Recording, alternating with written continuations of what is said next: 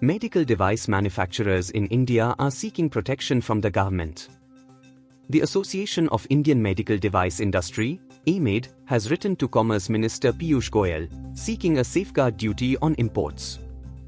Imports from Hong Kong, Malaysia, and Singapore have surged between April 2024 and January 2025.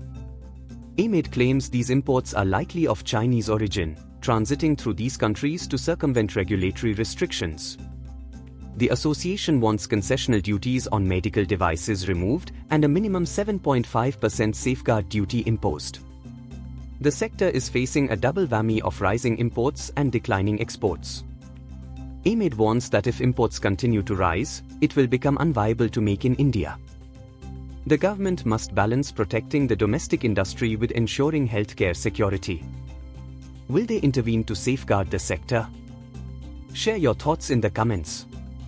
Follow our MEDEToday channel for more updates and engaging content like this.